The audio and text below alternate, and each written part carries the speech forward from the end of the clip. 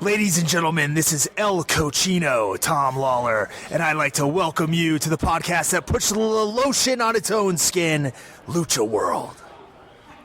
Bitchin'. Hallelujah, Hepcats, we are back. LuchaWorld Podcast.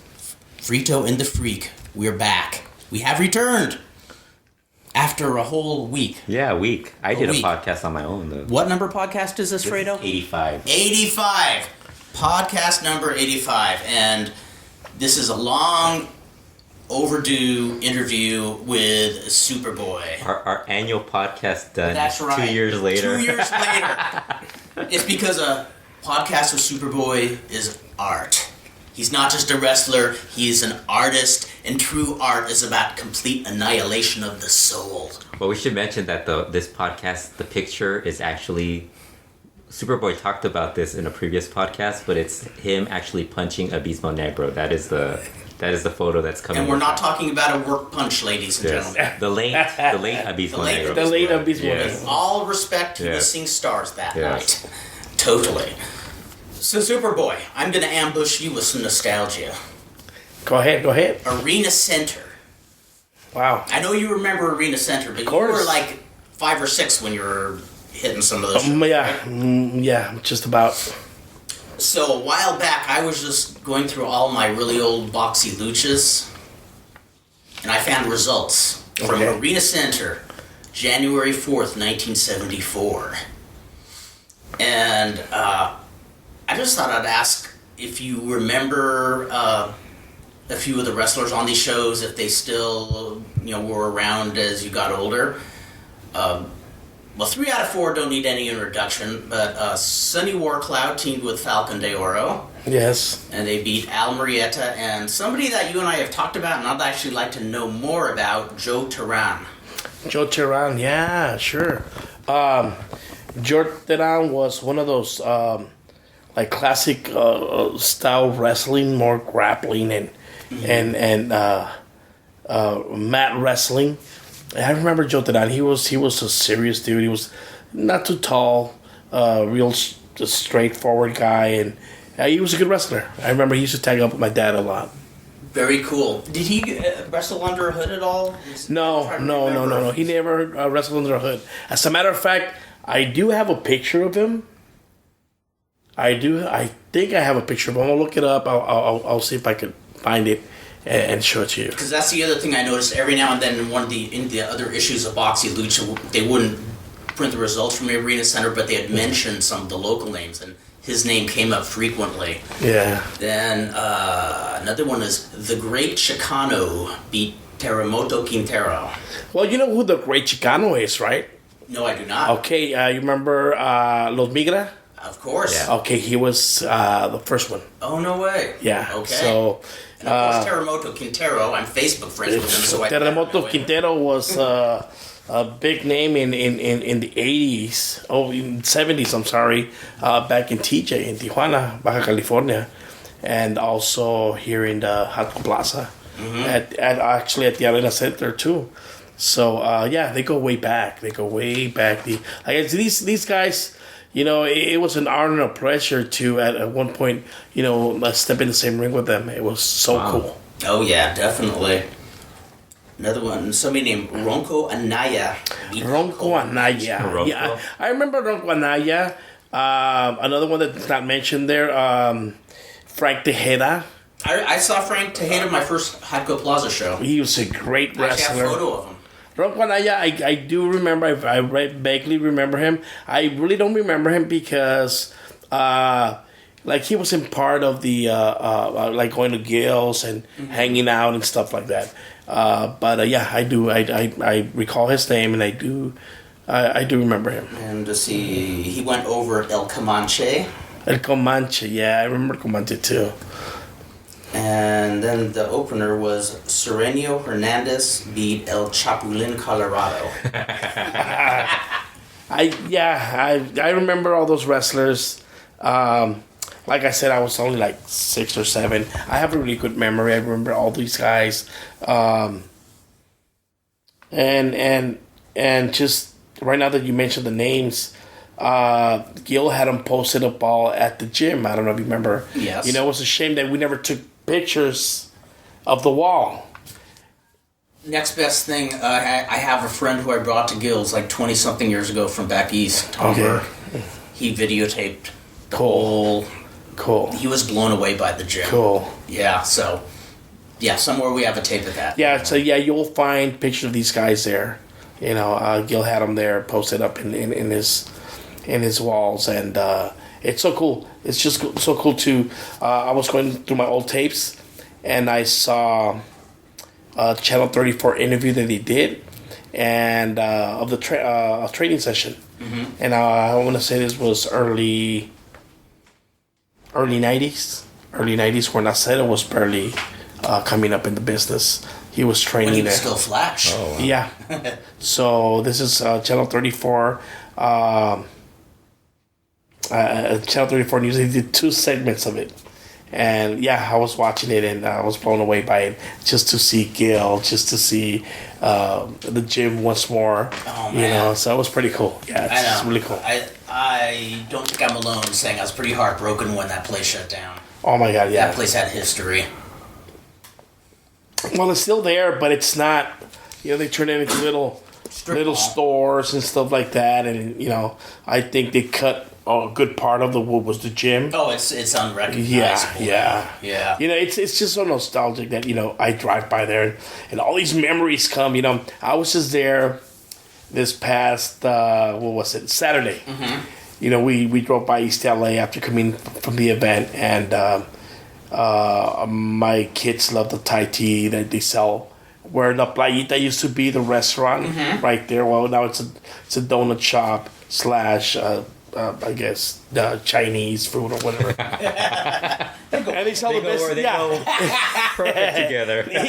They sell the best Thai tea right there. You know, I've ever tasted. So, anyways, I parked on the side, and there's where there used to be a door. You know, it's blocked off now.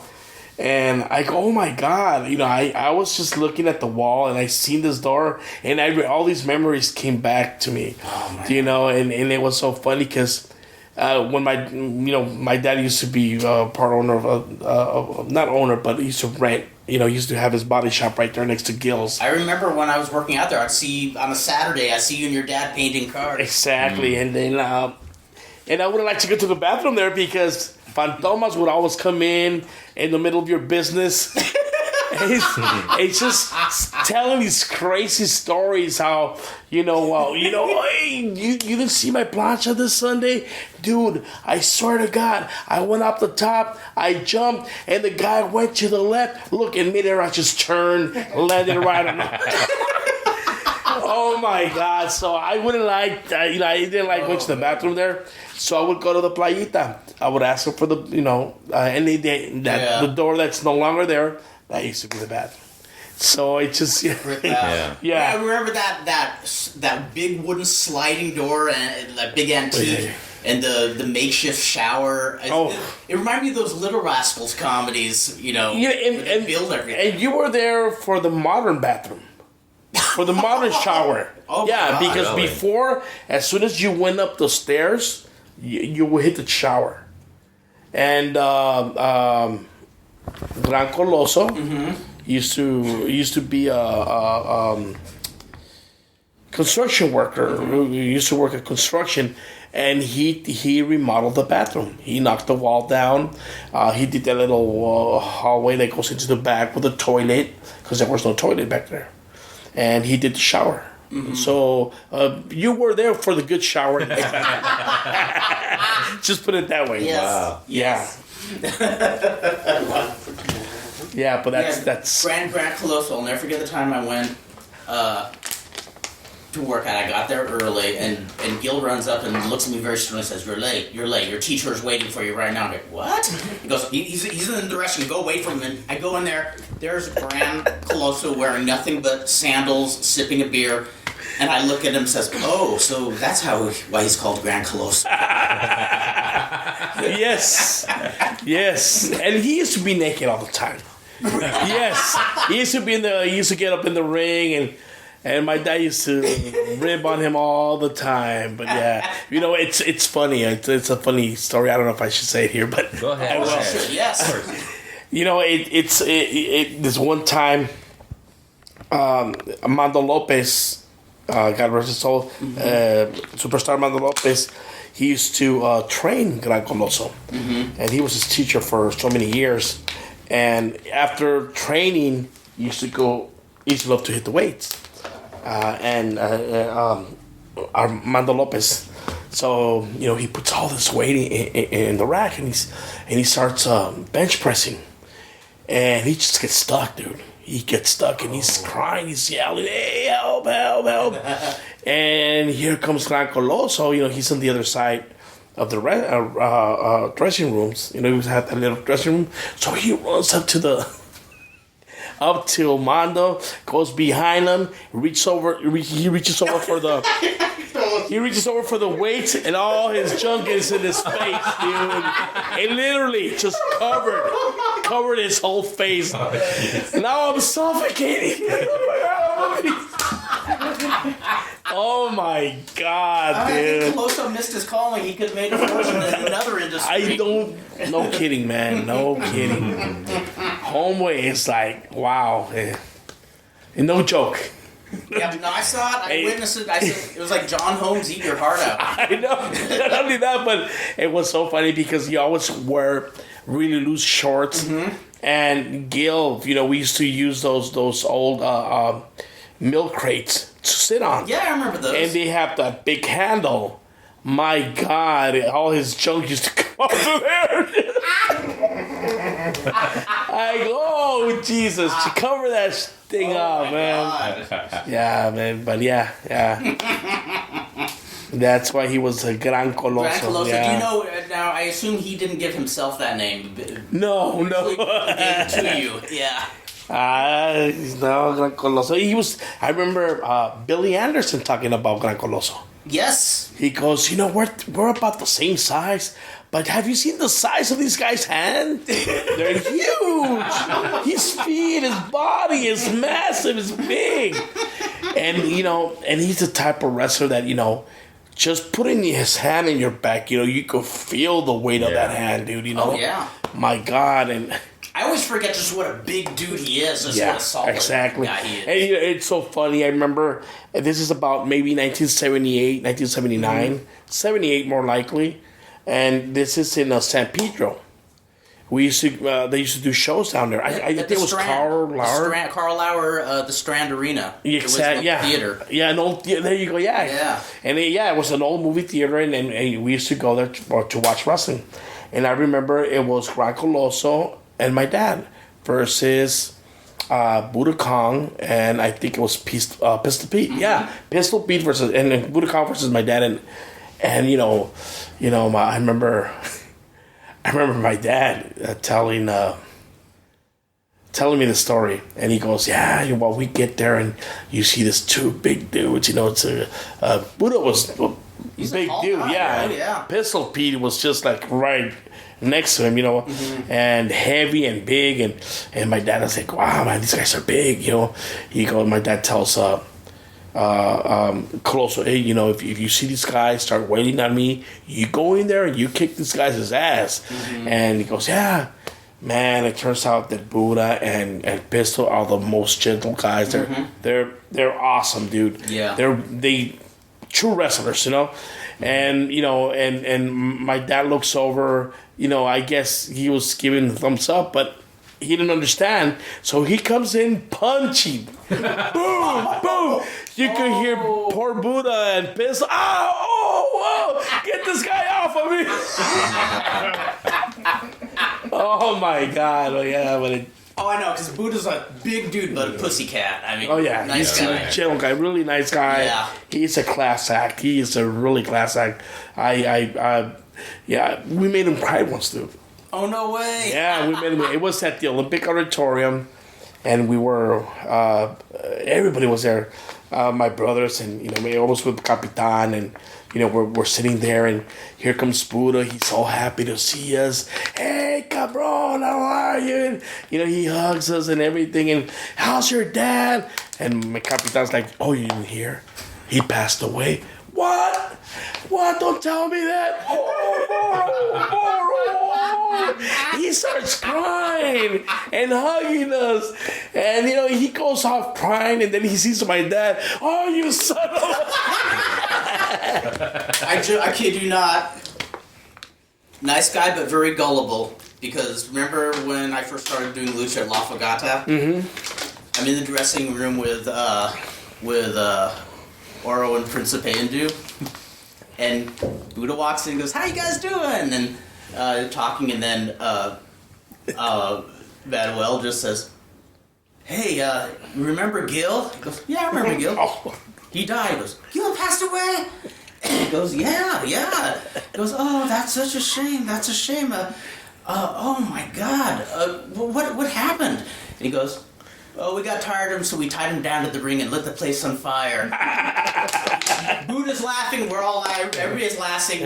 Laughing stops. He goes, oh, but Gil passed away. I'm so sorry to hear that. And then I remember Manuel just kind of looks at me and then says, hey, Buddha, you know how old Gil was when he died? He goes, how old? He was 75. I thought he was 50. It's just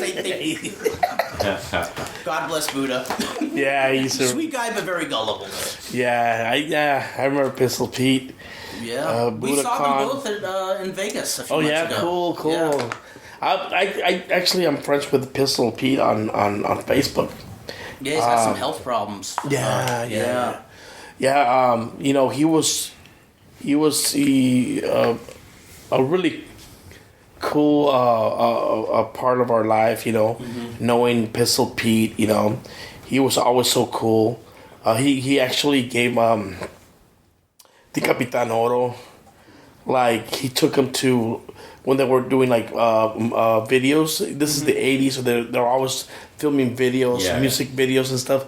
And he sent me the video not long ago. But the one in Kansas? I think it is. I was in that. Where? Yeah, that's you were. That's where I met. Yeah. Oh wow. Okay, so I'm right alongside Manuel. And he's with the trumpet or something like that. Well, we did the thing where we do a tres cuatro, but I was only taught to do it the American style. Okay. So when Manuel did it, he rolled right over my head. Oh my goodness. Yeah, so I have the video. I saw the video because he sent it to me, and he opened a lot of doors for us, and really cool guys, and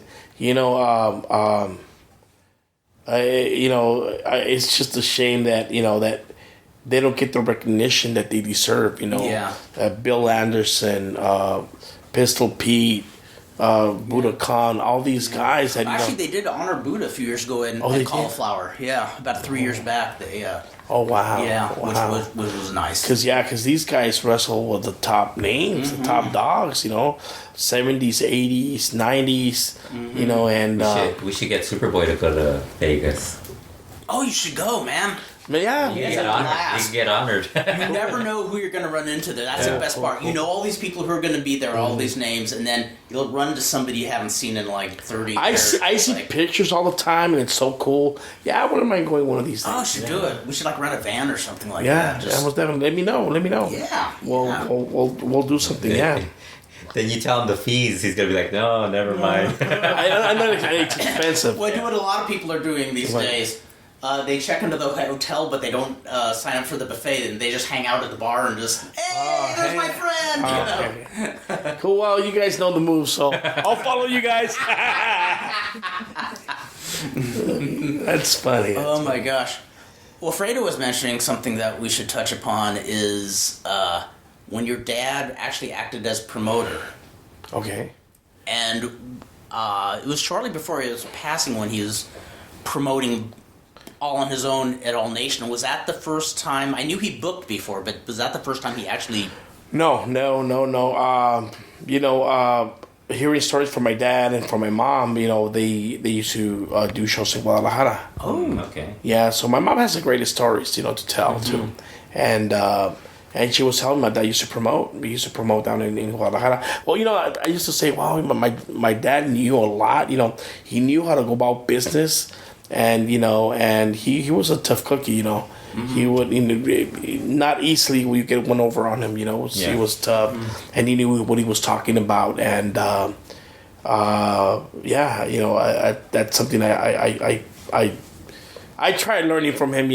Everything I know, everything I pass out, everything I try and teach people. It's just stuff that I learned from my father. And he touched so many people. With his wrestling, with everything he did in this business, and I just try to follow in his footsteps. Well, because I went to the matches at Hadco Plaza between 1981 up until 1985, and there were times when the cards were just some of the best indie shows I had ever seen, and then there were other phases where they're kind of tepid.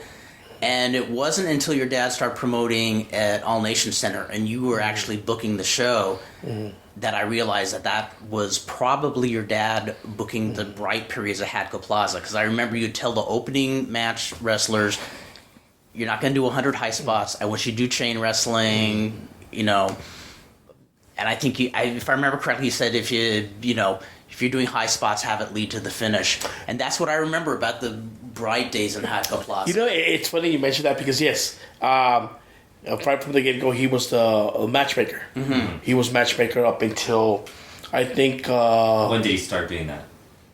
I think he was right at Hadco Plaza. Yeah. I think it was 79. Okay. Mm-hmm. 79, 80, 81, 82, 83.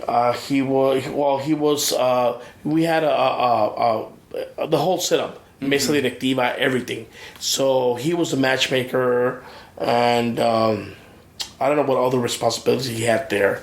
And actually, Jesse Garcia wanted my dad's spot for so long, and they had a meeting and stuff. So they named Jesse Garcia the new matchmaker, and I think that's when. That's when they started going downhill, and sure as he got that position, they didn't even last a year, I think, when the promotion went down, and then Ramon Villanueva stepped in, and again, that was Gil and Ramon Villanueva. My dad had no part in that. Yeah, and it didn't last a long time. It lasted about a year and a half. And then he got into the promoting part. No, my dad? Yeah. No. Well, my dad was, like I said, he was a promoter even way back in Mexico, in Guadalajara. He used to be a wrestler and promoter. And you know what? I was talking to White Pork. And he's also from Guadalajara. He goes, the things I remember about your father is one that he used to speak up for the locals. Really? And I remember him coming into our arena and just giving out this great speech and telling us to, don't let yourselves, do this, do that, just giving us great advice, and he always talked real good about the locals and everything. So, yeah, like I said, and White Park, he loved my dad. He goes, I remember your dad. I used to take in his bag in for him in the shows, and then being in the show where he was, and it was just awesome. And he tells me all these stories, and I just love hearing them. That's awesome. And yeah, he just talks about when he used to go to his promotions and stuff like that. So yeah, when we did the All Nations. That's, my dad, I remember I was getting ready to go to a tour, a Japan tour. And he said, one of the last things I would like to do is to promote again. And unfortunately, I wasn't there at the time when he started promoting. So I guess he went to my brother, Capitan. And I think he talked to, Acero and his father-in-law, Dr. Muerte. I think they did like one or two shows where it didn't go the right way for whatever reason it was. And I remember coming back from the tour and my dad being disappointed Mm-hmm. And he goes, well, that was it. I tried it and, it didn't work out. I go, whoa, wait a minute. What did you do? Oh, well, I promoted. I go, I did 2 shows. I go, oh, wait, 2 shows. I can't remember how many shows he did, but, he did a couple. And I go, okay, well, don't worry. Well, I'm here. Let's do this the right way. You want to do it? He goes, yeah, that's what I want to do. I said, okay, fine, let's go ahead and do this. So I went over and I bought me one of those Brothers, a typewriter with, you could get all these, so I could do a card and all this thing. So I bought that thing. I did the card. I started calling people, and we started promoting it. And we had the best shows at the All Nation. They were great in that period. We were bringing Joe Kimball, Pedro Russo. I remember that. Yeah. We were bringing Bronx Bomber, Dan Fabiano, Unholy when he was barely beginning, yes. Frankie D, Vandal Drummond, Rosa Salvaje. And my dad had all these ideas. I remember he had you in this only on the calzones, fanning. Yes, fanning Rosa Salvaje, along with the Hishi too. Yeah, and then throwing rose petals or something like that. Oh, that was a blast. And my dad said, yeah, I got this idea for you, Kurt. I wish. My biggest right? regret is that I don't have any audio of your dad's voice. Your dad had the greatest speaking voice. I remember I'd call the house and go, ¿Qué pasa, Kurt? And I says, Sergio there? And he goes, no, está en Japón. I will go, oh, Verdad? He goes, no, he's here. I fall for it every time. Yeah, he was a great guy. And like I said, we started promoting, and it was so much fun. And I remember him dealing with the guys from dealing with people like Martin Marin, dealing with guys from Mexico. And I remember Martin Marin wanted to tax him for airfare and this and that. And my dad just, he just regretted, going over there and trying to get some money out for my dad. Yeah. Mm. Yeah, even the guys from Mexico. We got into a little bit of a heat with Pirata Morgan. I remember I was Hombre Bala, Zapatista, Pirata Morgan, and also at the time Satanico was here too. And I remember my dad couldn't get a deal on Satanico because he wanted more money. Right. And my dad said, look, listen, you're here. You want to earn yourself an extra few dollars? If you want what I'm paying, I could pay you a little bit more, which I'm paying Pirata, but that's it. He goes, no, I want so much. Okay, I'm sorry. I can't do it. So, anyways, the day of, a lot of guys to the main event didn't show up. Holy shit. So, Pirata's telling Satanico to, get dressed. And homeboy's getting dressed, and I walk into the locker room, and I see him. I go, why are you getting dressed? Mm-hmm. You're not on the card. He goes, Pirata, oh, yeah, it's okay. I told him to. I don't know. You don't tell him to, because you're not going to pay him. Really? And so I step in, and I tell him. He goes, no, keep on changing. I said, no, he's not going to change. So, I call my dad. And I go, hey, look, listen, I have this issue. They're not listening to me. I go, my dad comes, ¿qué pasa? No. He said, a él se le ofreció una lana. He goes, we offered some money. Yeah. He didn't want it. He's not a guarantee. He's not going to bring in more people. He's not doing anything for me. I don't want him. Oh, well, you're short on people. Okay. I see 2 guys, one-on-one. Yeah. One-on-one. And Pirata wasn't happy about it. He just like, what the fuck? He went to the back. And later on, I guess he settled down. He goes, okay, let's do this. Mm-hmm.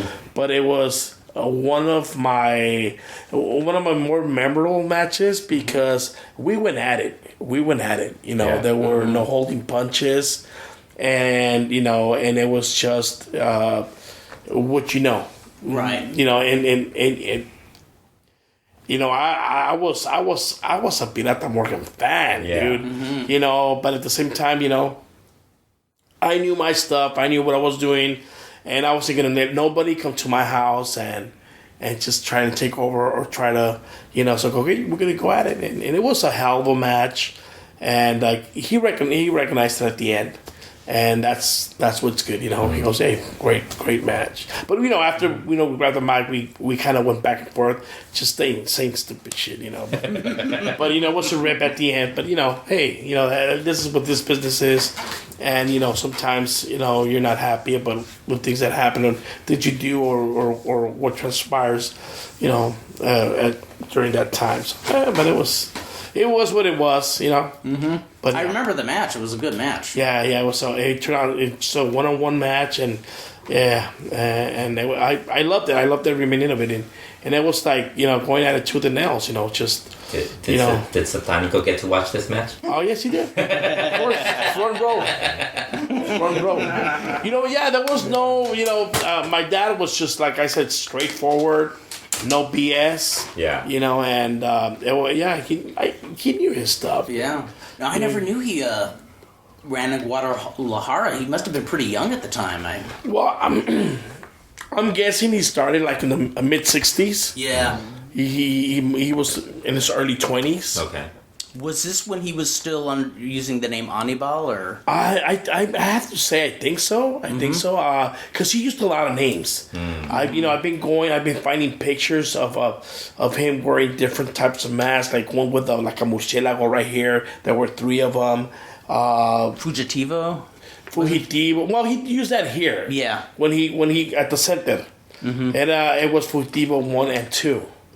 As a matter of fact, I think I showed you last time some paper, some newspaper cuttings of results to La Arena Center. Yeah. Mm-hmm. Yeah, so I think those were pretty cool, and it talks about my dad, and I was just so amazed because it says a big heavy guy doing a plancha up the top. So now I understand where I get it from.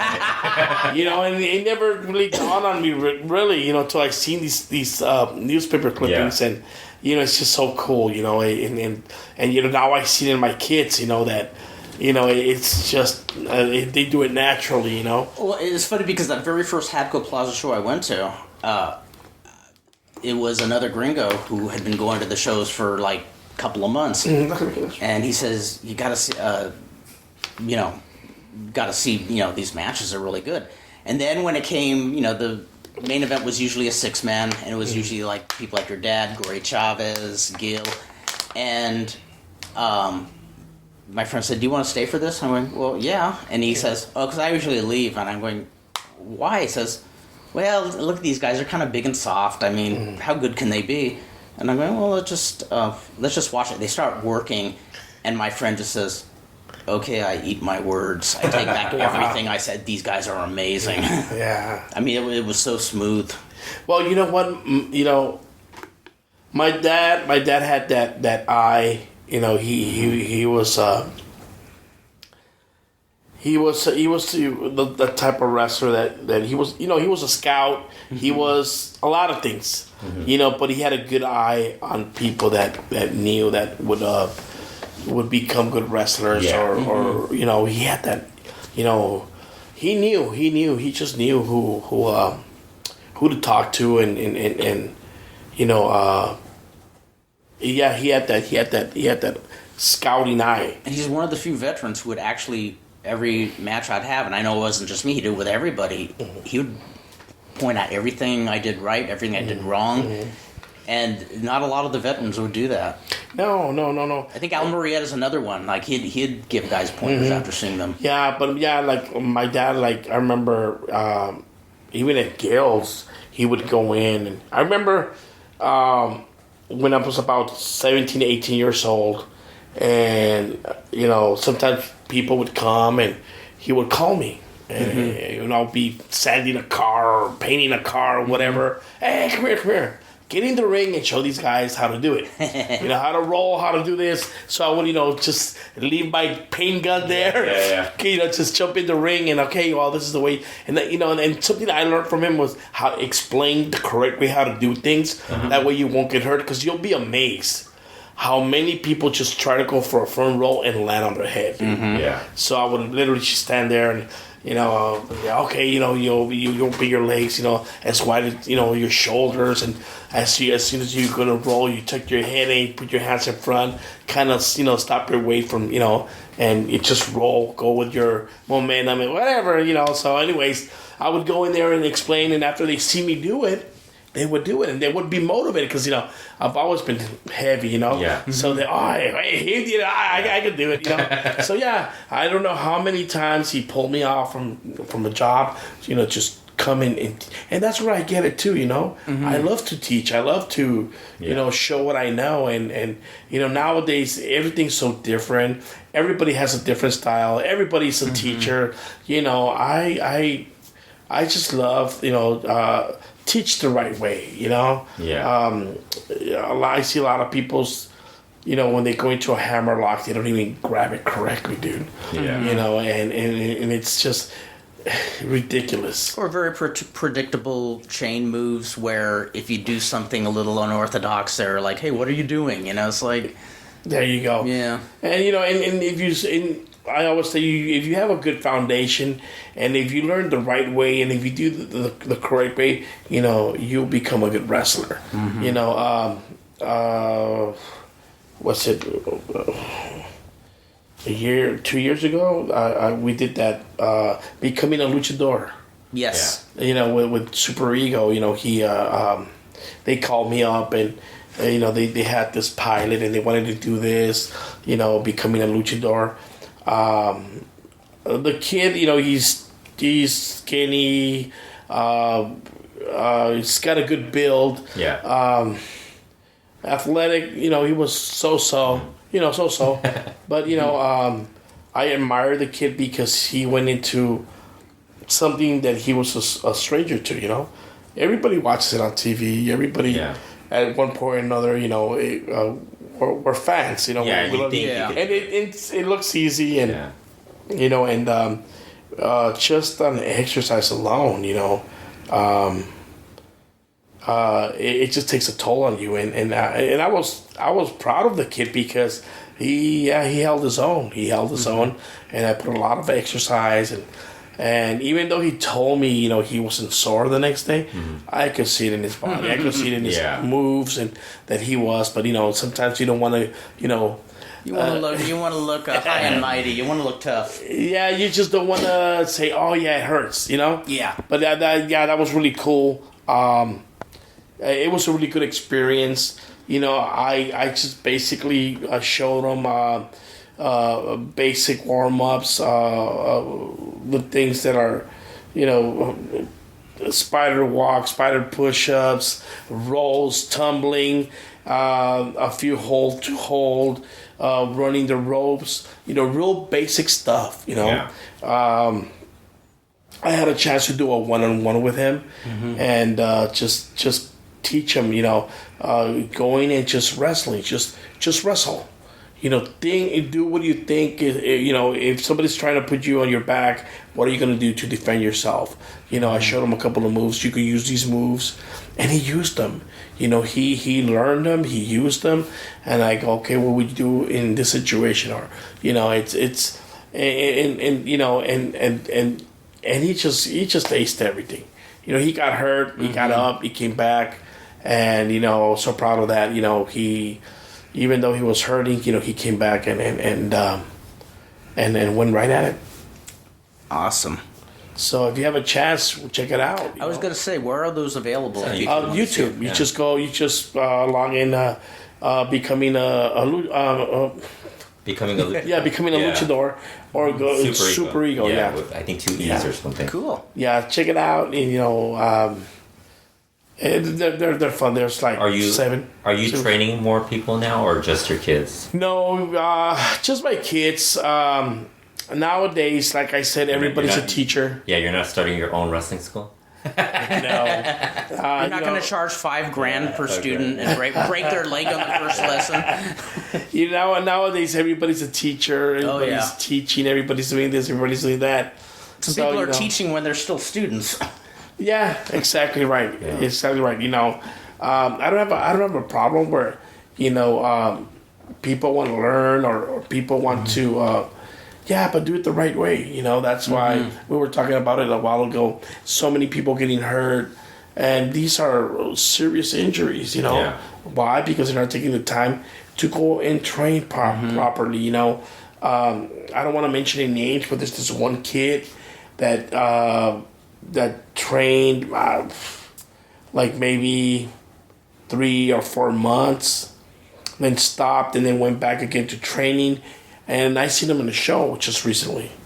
He wrestled, and he don't know right from left, but he's in the ring. And I go, wow. And then they're complaining, why are these guys getting hurt? Yeah. And that's why. I go, I don't really understand. Well, we were talking about this off air, how the CMLL guys, when they come to Los Angeles, how much more advanced they are to the guys locally. Not all of them, but the ones that don't train as much. And it's because they have the facility, they have the access to all this training. I mean, if you ask these guys, they talk about how they're at the gym all the time. Well, yeah, again, remember, Mexico's one of the makers for Lucha Libre, Yeah. And a lot of these people, they do it for a living. Yeah. They do it for a living, and it's not easy going to an arena or going to a gym in Mexico and say, "Oh, I want to become a luchador." It's not that easy. Yeah.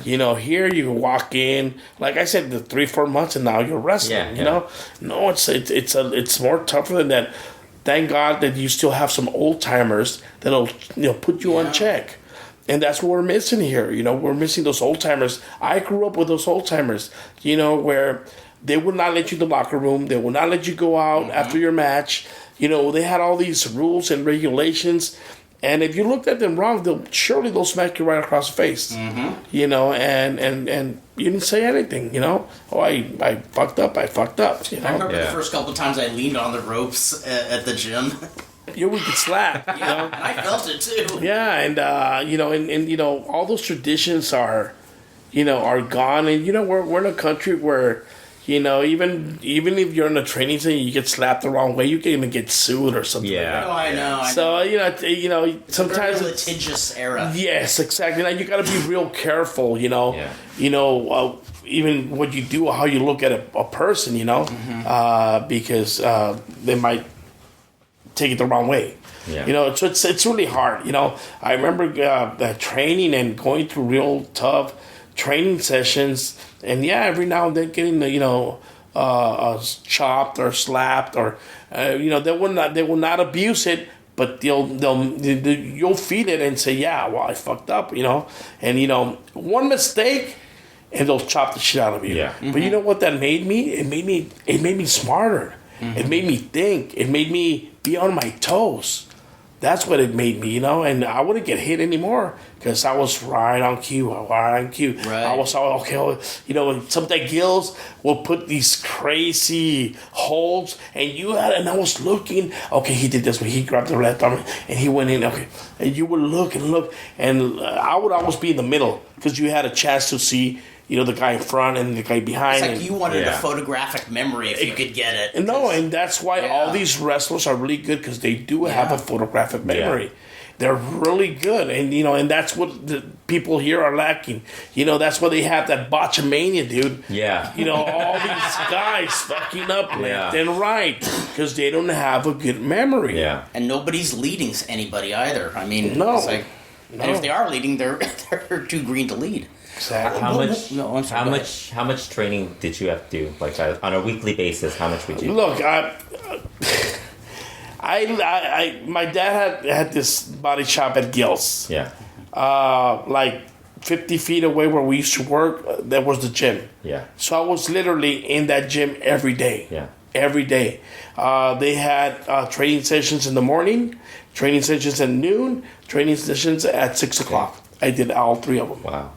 And I just loved the training. And every wrestler that went in there and every person that went there, and I would know who knew what and who didn't know. And I had people like, I remember Frank Butcher was living at the gym for a while. This guy, he went all over the world. Yeah.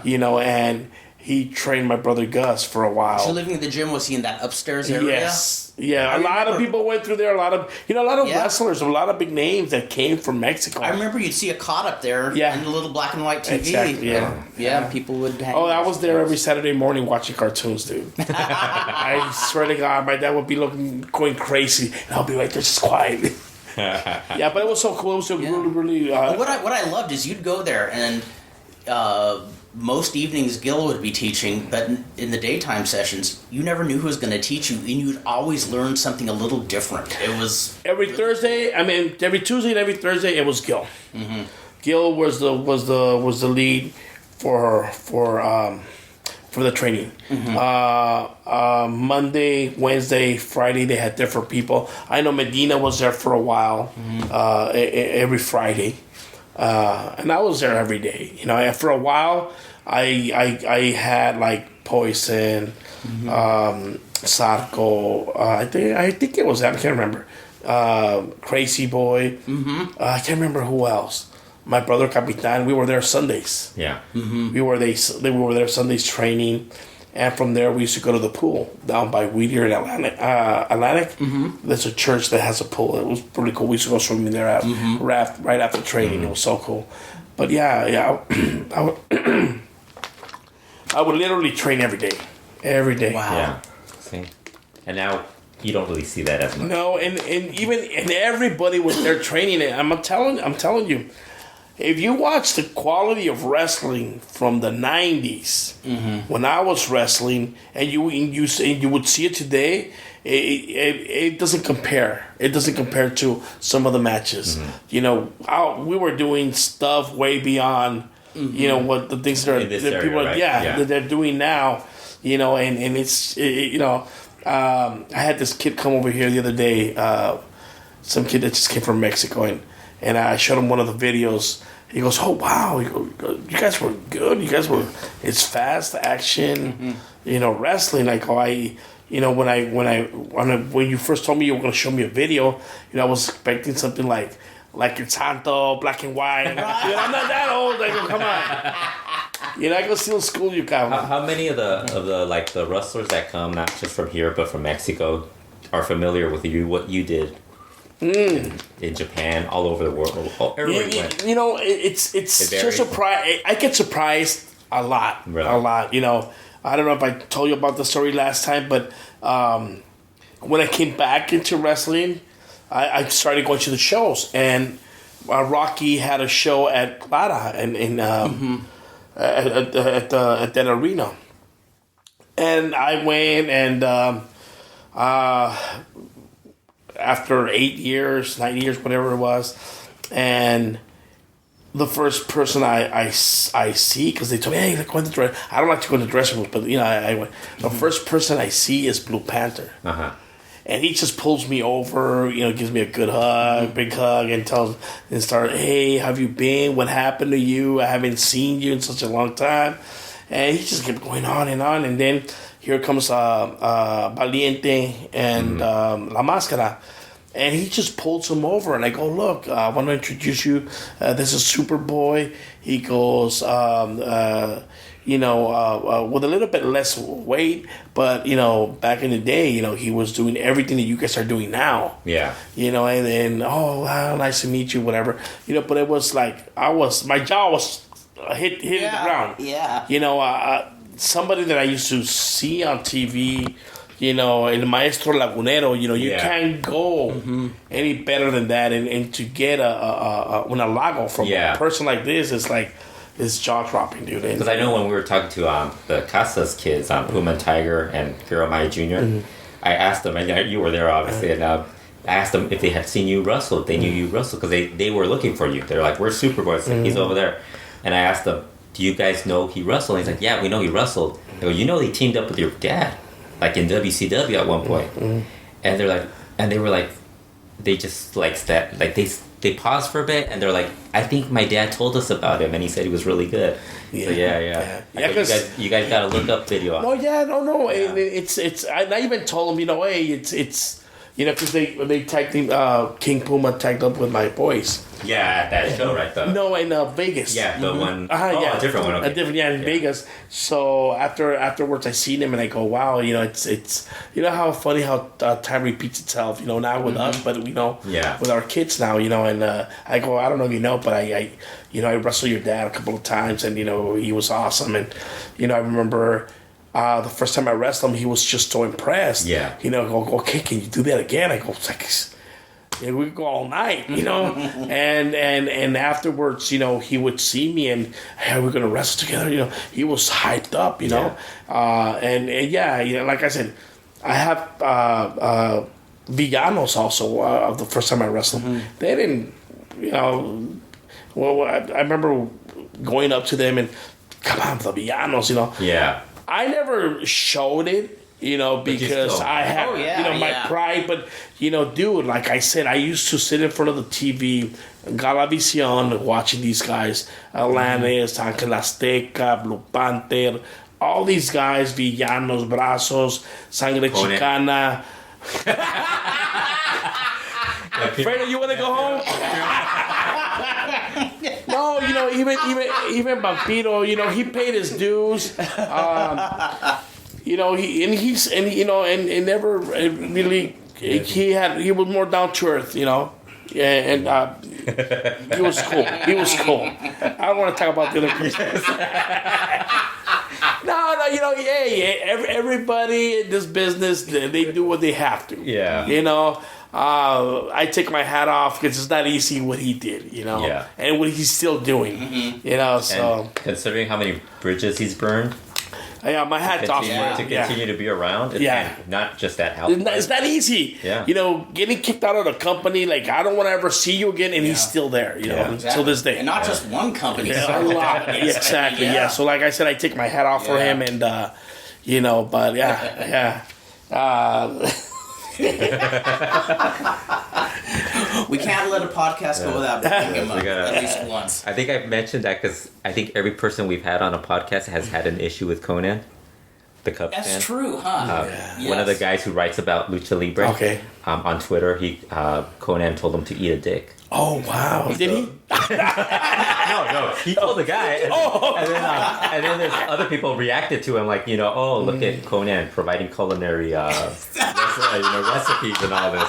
And so, but our whole thing is that's the way Conan is. He's like I said, once you get to know somebody, I'm not surprised at him. Yeah. I'm surprised at the people that still follow him, because knowing how one person is, why follow him? Yeah. They do something to me one time, that's it. They're only going to do it one time. And that's how it was with CMLL. Exactly. Now, here's the thing that Fredo and I talk about, and we're just baffled. We don't know the guy. Mm-hmm. But the only person we know who gets fired and rehired over and over and over again from CMLL is Mr. Niebla. Oh yeah, but he's got a personality, dude. Yeah, he's a character. But we're talking about CMLL. When you get fired, usually you don't see the door again. He's been fired how many times now? Well, he doesn't get fired. He gets suspended.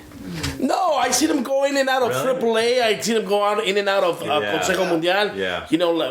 So it's actually firings. A couple. Actually, like 2 or 3.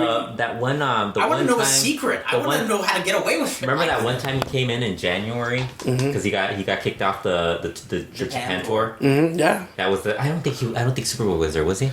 Was that in the? Was that in East LA on First Street? Yes. Yeah, I was there. Yeah, I was there. As a matter of fact, you were the one that introduced. I think that was the day you introduced us to Carrie. Okay. So. Yeah, because I remember that day. Again, talking about people, I remember El Rey del Yogur, Misterioso. Mm-hmm. Yeah. He came up to me. He goes, "Jefe, can I take a picture with you? It'll be an honor." I go, holy crap. I go, I think it's the other way around. And it turns out that he was, I think, Black Spider from back in Anaheim. Yeah, he was somewhere in this. Yes, something with a spider. Right. Something with a spider, and he just remembered me, and he told me it would be an honor if I could take a picture with him, and sure as hell, we took a picture together. Yeah. And again, my jaw dropped again, you know. It's just people you meet along the way, and you know, you never see again, and then all of a sudden you. When I started going to TJ, 89, 90, 91, 92, I met this one guy. He was such a great wrestler. He used to wrestle as Alas de Oro. Mm-hmm. And we used to tag up all the time. I used to wrestle as a face. And, you know, we made a hell of a tag team, you know. Even, we used to tag, it was a tercia with my Capitan and him and myself.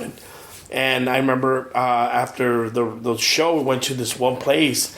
It was La Cueva del Dragón, one of those places where they have imitators and girls and all that. Oh, yeah. We used to go there. Something for everybody. Yeah. Exactly. And I remember him pulling me to the side. Hey, Parejon, you know, hey, you know, partner, what's up? You know, I was just thinking, you know, we make a great team, you know. Why don't we go to Mexico? I know we could hit it big in Mexico. I said, you know what? I'm an LA guy. You know, I never been out of LA. You know, and I don't think I'll do good down there. You know, not the wrestling part, but living wise. Oh, don't worry about that. You know, my dad has a house, and you know we could stay at my dad's, and you know we could travel. And I go, sounds good, but I have to decline. I don't think it's a good step for me. It's not for me right now. Mm-hmm. You know, I'm barely. I was, oh Jesus Christ! I think at the time I was like 19, 19 or was this 20. for CMLL? No. Just he was independently. He was doing shows for Tijuana. Yeah. He was a really good wrestler, man. And I lost track of him. I lost track of him. And I would every time I would go to TJ, hey, whatever happened to this guy, nobody could give me an answer. And then one of the last Rocky shows that I did, the black one. One of the last Rocky shows I did at the Farallon, I think it was the Farallon, or what was it? It's like a little rodeo place. And I remember one of the guys from Mexico didn't show up, so they put Shamu to partner off with me, and the other guy was I'll show you. Jesus Christ. Jesus Christ, you're tagging with him again. My It's God. like a Hall of Famer. Oh, Violencia. Yeah. And we tagged up, and we had a great match. What happened to It was Violencia? Fantasma. It was Fantasma. I think it was Felino. And it might have been Durango. I don't know. And we had a great match. Boom, boom, boom. So we finished wrestling. And, you know, I went and sat down. And I'm taking off my boots and stuff. And he goes and sits right next to me. And he goes, hey, what's up, Superboy? He goes, yeah, you know, all that fame went up to your head. I go, what do you mean? I go, yeah, so many times I said hi. You know, I said hi with a lot of the guys, and you know, and you never. I go, yeah, you know, well, they told me Violencia. I go, well, I never met you. I really don't know you. He goes, yeah, I'm Blas. Well, same. I never knew his name. Oh, that's funny. You know, I never knew his real name. So I go, wow, I'm still the same. You know, I don't know who you are. He goes, oh, you may remember me by Alas de Oro. Oh my God. I got up. I gave him a great big hug. I go, dude, you don't know how many years I spent looking for you. Every time I would go to TJ, I would ask, and nobody could ever tell me. Wasn't there like a picture of him with you guys, like in Japan or something? No, that's the only picture I have. Oh, no. That was that one day. Oh, okay. And I go, well, dude, we gotta save this moment. Yeah. And I remember my friend Javier. Javier was there, and I go, and he had come up to me, and he goes, hey, Super, we're gonna take a picture of you. He goes, yeah. And can we take a picture together? I go, yeah, but can you take a picture of me and Violencia? I want to, because he was a big, really a big part in my life, because I was barely starting. Dude, I was barely starting in the business and going into Arena de Tijuana and doing a main event. And dude, I was a rookie, dude. And just partnering up with this guy, and I was Damn, you could have been one of the Boricos. Yeah. You regret that? I don't regret it because, like I said, you don't know what destiny is holding for you, or whatever. But I didn't think it was the right step for me. Yeah. And at the time, I had my job here. I had my job here. I used to make decent money, and I didn't need it. Yeah. And, and it's tough in Mexico, dude. Yeah. It's really tough. Even if you get a job, if I'm saying I earn every 15 days, my paycheck came out to $450. And working down there for 15 days, I would make maybe $140. It should be the other way around, right? Those guys should be wanting to come over here. Exactly. So it was tough. It was a big decision. I said no. I declined on it, and but it was so good to be reunited. And it's funny because I started looking him on Facebook. All I could find was his junior. I don't think he's wrestling anymore. I think he did. I think he made a short comeback. Not too long ago, but that was it. I sent him a friend request, and junior. I don't think it's his junior. Yeah, it's probably sold the mask or something. One of the many Huracan Ramirez's out there. The Dinamitas did that. They all did that, and the Sons could have used it, but they're doing really well without it. I want to thank you very much for telling us that anecdote, because I'm not the only one who doesn't recognize old faces. I know. Fredo can tell you. Well, we were just talking about Podetic for now. Yeah, I rely on Fredo to say, hey, wait, do I know that guy? Superboy never told us why Mr. Niebla is always coming back to CMLL. My nickname for him is... really nice. He's just a really nice guy, isn't he? He must have a... I keep saying... I was asking Fredo earlier... He must be a grand... Yeah. Well, I was gonna ask. Maybe he has pictures of Paco Alonso going down on a donkey or something. You want to fire me, do you? No. I call him. I refer to him as Dr. Jerry Niebla because he's like the Dr. Jerry Graham of Mexico. You know. No, but it's funny because, that day when he was great, Keenan. Yeah. He was. I'd hire him just for that. He's a crazy dude. Yeah. And it's funny because I seen him a couple of weeks after, and we got along really good. We're bullshitting and talking, and he's pretty cool, man. And I seen him in TJ, and not actually in Ensenada. We went to Ensenada, and he wrestled. And I bought this bucket of beers, and I didn't finish them all, so I had three more beers left. And I grabbed the bucket, and I go, "Hey, bro, I don't drink anymore." What? I go, is this the same Niebla that was 2 or 3 weeks ago in LA? Oh, jeez. So he just threw me off. All right, come on, beers and get out of it. Yeah, he's. I think after that he was saying that he has a problem. Yeah. So wow, really? Yeah, he's been very open about it the last year or so. Very cool. He has a problem, but he still goes back and forth. Well, usually I think that's one of the reasons why he was getting suspended and kicked out. He had really, really a big problem. Yeah. And I go, what a shame, because he is such a talented wrestler. He's really talented. He was the first wrestler I ever saw just do that spin off the second rope, where you throw yourself and you just bounce off the ropes. Yeah, he was the first person I ever seen him do that. Yes, he was really good when he was. And he really impressed me when I first seen him, because he brought a lot of new things. He brought a lot of things into the business. I seen that do. He did that, and then the first thing I never seen that he started doing, he would go up to the third rope and just jump back. Like a tope style. Yeah. I go, wow, that takes a lot of balls to do. Yeah. People that are looking miss their target, And this guy is going, Bonsai! He's having a lot of, faith that the guy's going to be there. No, and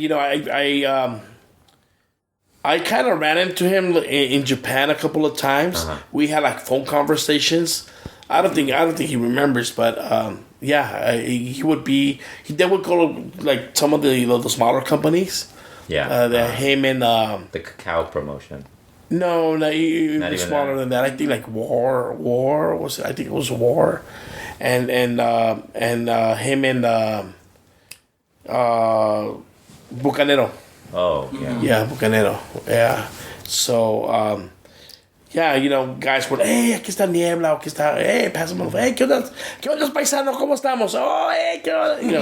We knew who we were because we would follow each other on magazines. Yeah. Hey, ¿cuánto tiempo vas a estar aquí? Oh, a ver si nos vemos en Tokyo. Okay, so stuff like that. Yeah. Yeah, but it was. I have to be honest. I was not watching much at all during his glory years. Even when he phones it in, I still love watching. Yeah, him. him and Shocker were really good. Oh, yeah. Shocker. Now you see Shocker, he's a shell. Dude, you know what? I used to call Shocker the Ric Flair of Mexican wrestling, dude. Mm-hmm. Because he had the verbal skills. Yeah. He had the persona. He had the wrestling skills. Everything. He had everything. I met him, and to my surprise, he was speaking English. Yeah. I go, oh shit. He's from San Diego. Yeah, something like that. San Diego or something. Yeah. And in the military. Was he really? Yeah, I think he was. Yeah. He started talking. I remember I actually forgot who he was talking to, but he said he was in the military, and he also was an Olympic wrestler. Well, he's another guy. There's more charisma in just like a wink of an eye or a facial of his than half the guys. Total game. I mean, I enjoy watching him, even though he's still a shell of what he is. Yeah, he's really bad now. I haven't seen him. I don't mind. I haven't seen him. I started. He had surgery on his jaw. What happened to him? He said he got hurt like Diamante Azul. I think it was Diamante Azul. But he's one of those guys who's not very safe. And so he landed on his face. Okay. And he broke his jaw. And then I think he kept wrestling and it happened the second time. So basically he had surgery. And when he had surgery, they had to like change the entire... They had to like do a bunch of like... Yeah, restructure it. And now he's wrestling and it's like this swollen thing on it. And he said the swelling is going to be there for 6 months. Wow. So you could like... He just looks like... he looks... Yeah, like just jacked up. And he wears the boxing headgear. Yeah. So, but it's like he's just not as good now. Yeah, because I was following the one of those documentaries they're doing on it was him and Felino. Right. Yeah. Carol was it the one where he was with Strongman? Yeah. I love the combination of him and John Strongman. I know I'm one of the few. And then later on, I think he tore his patella. He tore his patella. That was the year, He goes to rehab and all that stuff. He's just a strong guy. He keeps coming back. I only wish that that these guys won't have. I hate to say it, but these guys do a lot of drugs. And it's tough. It's tough. It's really tough for me to say that. I don't like saying that. Just to handle the pain too. Yeah, no, but it's. I did this for many years. I started since I was 8 years old until the day I got hurt. I never had a necessity for painkillers. I never had a necessity for drugs or alcohol. You conduct yourself in a good way, and that leads you places. In this business is crooked. Is if you want to go straight, you go straight. If you want to go, bended, you'll get bended. And it's fucked up. Yeah. And I've seen it many times. I've seen so many talented wrestlers, just fall and can't get back up. They reach bottom, dude. Abismo Negro, the guy you got in a fight with. Oh yeah, after a while, I heard these stories about him, and but I'm glad he took those to his grave. I'm not the person to talk about those stories, but horrifying, and not only him, a couple of other wrestlers. Yeah. And it's just I just can't believe that at one point they're in that pedestal, dude. Well, one of the things I hated about I'll be honest, when ECW was around, I did like watching it and stuff like that, but not the Lucha indie guys, but the local American guys suddenly were fashioning themselves after these ECW guys and were they heard the stories of how addicted they were getting, and suddenly they would come tank to every show because they wanted to be like Sandman, and they started popping pills like crazy. And it's just like, you do realize that this isn't a healthy thing. And well, you notice like a lot of the guys now, like the younger guys, like if you see WWE and the indies, they don't really talk, they don't do drugs, they're more about like, you know, selling merch, playing video games, you know. Yep. Stuff Dude, it's a job. Yeah. You know, I've heard that expression so many times. Never, you know, shit what you eat. You know, and that's you know, that's something a set of mind that you have to have. Yeah. You know, especially in this business. You know, I could tell you stories and stories. You know, not only American, but you know, in Mexico. You know, it's all over the place. But, you know, Japanese people are, you know, they hide all this stuff, you know? You know, I never seen these guys drink or take pills or, you know, they're all into training and, you know, working out and looking good and, you know, and that's the way I think you have to conduct yourself, you know? Because drugs, painkillers, I hear these, you know, all of a sudden, you don't see wrestlers for a while, like a British Bulldog, like a lot of guys that committed suicide or died because they were on pain pills. Come on, heart attacks in their 30s. Yes. I hear about that a lot. Yes, you know, I'm like, why? Because they're doing all kinds of fucking drugs, dude. Yeah. And it's not because they're in pain; it's because they're addicts. Yeah, they're addicts. Yeah. Well, I mean, Shocker talked about like he's actually admitted that he's had that issue in the past. Yeah, and I mean, you know, I think we've all known people who you start out because you're hurting, but it becomes candy after a while. It becomes like something you need. Yeah. Or you look at the generation of wrestlers like from the 80s and 90s, how many of them are left? Oh, yeah. No, right now it's you know, it just brings a tear to my eyes, you know, when I see guys from the 80s. You know, Gran Nicolai just died. I know. And I saw a picture. You know, you forget about these guys. You don't see these like guys. In a wheelchair with wheelchair. You know, and you know, and some of these guys. Oh, you know who I saw? Just recently on Facebook. He looks so old, man. El Símbolo. Oh my God, I haven't seen that guy in ages. I just saw him on Facebook, and I was gonna save the picture. You know why? Because I tagged up with that dude. No way. Yes, I tagged. I think it was him and me versus. It was a 3-on-3 versus Polo Dantes. I can't remember. I remember I was gonna wrestle Rayo de Plata. I think I was going as a baby. I went as a baby face. It was gonna be Rayo de Plata, Símbolo, and me. I think I have the card there, but Rayo never showed up. One of my favorite pictures that I took ever was in Tijuana when Símbolo and Tornado Negro, the original Tornado Negro, were feuding, and Tornado juices, and I mean, there's not an inch of white on his face. It's just pure red. His eyes open like this, and there's blood around Símbolo's mouth. It was one of the best shots I ever got. Wow. Back in the days when the heel would have blood on their mouth, which you don't see anymore. Have you heard the Gran Nicolai story? No. There's this story, Ali Park told it, that when Ali Park was starting his first match was when he was a little kid. And it's because the promotion didn't have an opponent for Gran Nicolai. So they needed somebody that looked like a midget. Oh my God, the original Ice Ribbon. So they brought in Adolfo, Ali Park. And as a little kid, he went in there and Gran Nicolai beat the shit out of him. so Ali Park ran out. So Ali Park said that was his toughest opponent of all time. That's awesome.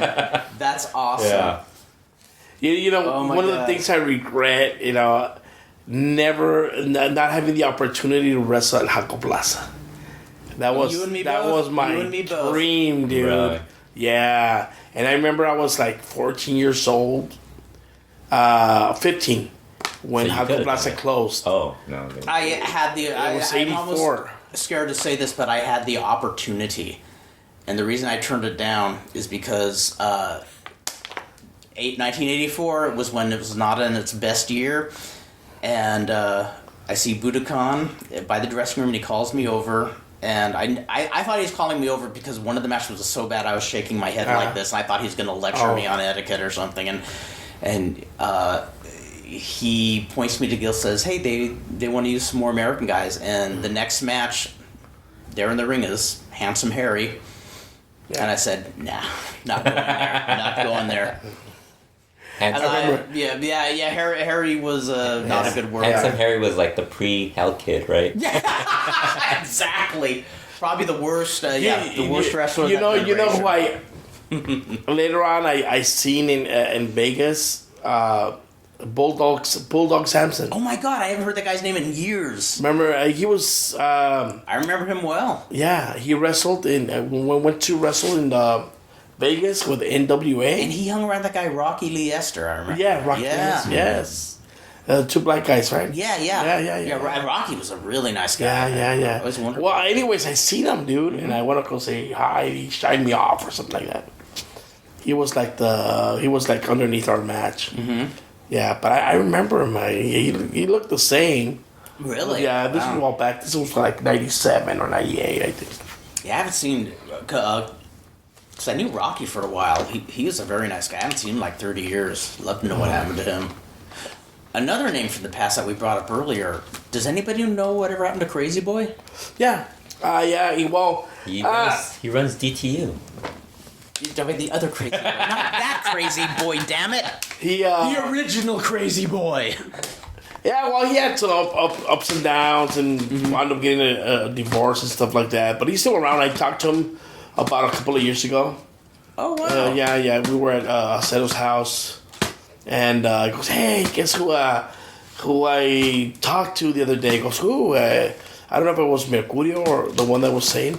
And, "Oh, Crazy Boy, really?" He goes, "Yeah, you have his number?" And we called him that day. Oh, no way. We called him. We were supposed we were going to go get together, but it never happened. Is he doing okay? Yeah, he's doing good. He's doing good. But yeah, just left the business and everything. Yeah. Because he was so talented, man. He was so good, yeah. Hey, he's one of those guys. Because usually even guys who walk away from the business, they'll pop up here and there. But he's one I haven't heard of for years. Yeah. And he was so strong, man. Yes. I remember we went at it once, and we went to the outside and dude, this guy's on top of me. He's like a bull, dude. He's pounding me. Boom. I don't know how I did it, but I managed to flip him over, and I started wailing on him. Boom, boom. And at this point, I'm thinking to I'm tired, dude. I'm tired. And I wanted to stop, and I your pride, dude. And I'm waiting at him. Boom. Okay, cabrón, ya estuvo, ya. Leave me alone. Is this the Crazy Boy that had the Victor Quinones story that you guys... Who was the Victor Quinones guy? Oh, yeah. Wait. He was the one? He went down, probably so, because he went down there through Victor Quinones.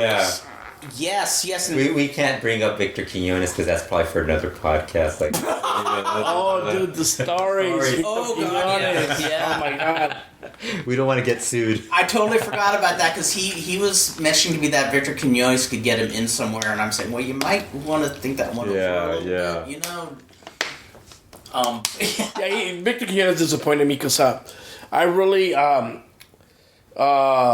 of him as like a big deal. Exactly. And then oh my God, I was just disappointed. Yeah, just a disappointment. Yeah, man. We were. Well, it was the podcast that didn't get recorded, right? Where Dr. Lucha brought it up, didn't he? Yes. I think it was that. I've heard a lot. There's a lot of and disappointment is probably one of the better reactions people have had with Victor Quinones. Yeah. But he had the power to do a lot of stuff. Yeah, I know. Everywhere. Oh my God! And I didn't know his father was Gorilla Monsoon. Yeah. Yeah, and when, because he had this idea.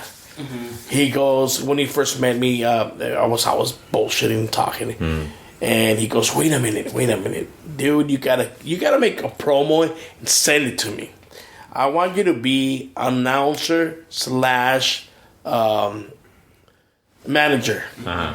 Imagine you managing the headhunters. Mm-hmm. Oh. Where the manager will actually go up to the third rope and do a moonsault. That would have been cool. That would have been cool, yeah. And he was a talented man, dude. Yeah. He had visions, but the other visions took over. Yeah. They were come on. first. You could have managed the Headhunters and maybe gone to like ECW and WWE. Well, dude, even before that, I had opportunity to do those companies, but no, even